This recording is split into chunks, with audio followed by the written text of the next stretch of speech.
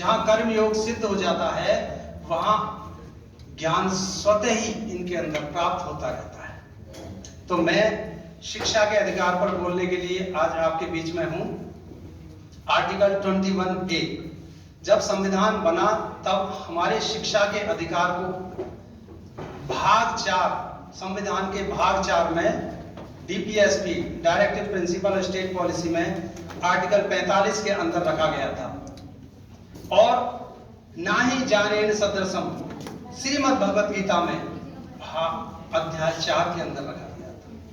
ये देखो कैसा कोइंसिडेंस है कि ज्ञान को, शिक्षा को भाग 4 मिला हुआ है।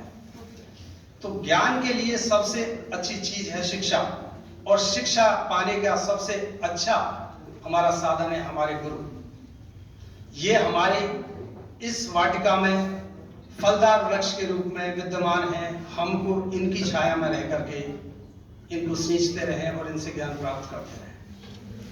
जब आर्टिकल 45 में शिक्षा को रखा गया तो ये जिम्मेदारी राज्यों को दी गई कि अगले 10 वर्ष तक आप अपने राज्यों में शिक्षा का प्रचार प्रसार कीजिए और शिक्षा में मुख्य रूप से 14 साल तक के बच्चों को शिक्षा में आगे बढ़ाइए।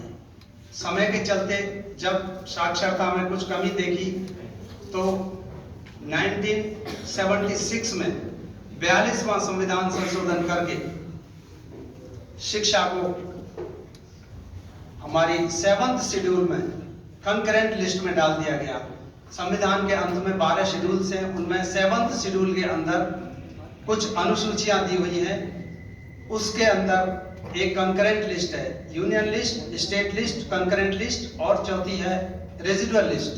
तो इसको कंकरेंट लिस्ट में इसलिए डाला कि यहाँ पर केंद्र भी और राज्य भी अपने हिसाब से शिक्षा को आगे बढ़ा सकते हैं। और शिक्षा का कार्य जब आगे बढ़ा तो बीच में एक केस आ गया 1992 में, Mohini Jain versus state of Karnataka. उसमें एक मेडिकल की छात्रा को इसलिए बाहर निकाल दिया गया कि उसके पास फीस पे करने के लिए पैसे नहीं थे। मैटर जब सुप्रीम कोर्ट में गया तो सुप्रीम कोर्ट ने यह कहा कि शिक्षा पाना तो एक अधिकार है, संवैधानिक अधिकार को आप छीन नहीं सकते, और शिक्षा देना कोई बिजनेस नहीं है। तो वापस उनको शिक्षा प्रदान की गई। तब सरकारों ने सोचा कि अब इसको लेकर के आगे कदम बढ़ाना चाहिए, लेकिन तभी 1993 में एक और केस आ गया, Unni Krishnan versus state of Andhra Pradesh. उसमें शिक्षा को 6 से 14 साल के लिए कंपलसरी कर दिया गया।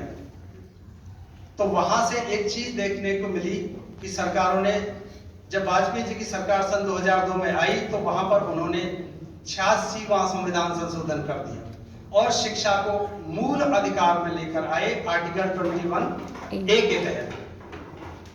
यहां आने के बाद में आर्टिकल 45 में और आर्टिकल 21A में शिक्षा आई, और उसके बाद में कंकरेंट लिस्ट में पहले से शिक्षा को डाला हुआ था।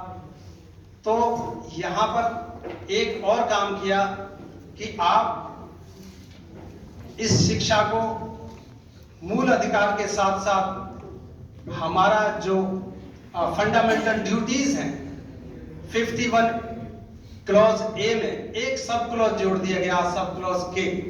वहां पेरेंट्स को भी जिम्मेदार बनाया कि आप अपने बच्चों को प्रेरित कीजिए और उन्हें शिक्षा ग्रहण कराइए।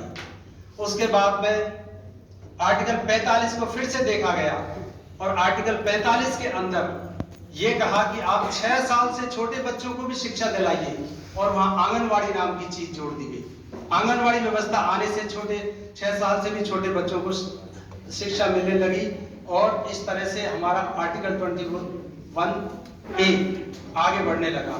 सन 2009 में राइट टू एजुकेशन एक्ट 4 अगस्त 2009 को ये बन गया था, और इसको सरकार ने 1 अप्रैल 2010 को पूर्णतः लागू कर दिया। आज की डेट में अगर हम देखें राइट टू एजुकेशन एक्ट में 38 कुछ धाराएं हैं जो अलग अलग चीजों को दर्शाती है। अब न्यू एजुकेशन पॉलिसी 2020 देश में आ चुकी है, जिसके अंदर जो 10+2 सिस्टम था उसको हटा करके 5+3+3+4 सिस्टम में डाल दिया गया है। तो लोगों को ऐसा लगता है कि पहले तो सरकार 12 साल तक हम पर नजर रखती थी, तो क्या 15 साल तक नजर रखेगी, हमको ग्रेजुएशन तक भी देखेगी? नहीं, ऐसा नहीं। अब 3 साल पहले बढ़ा दिया गया है।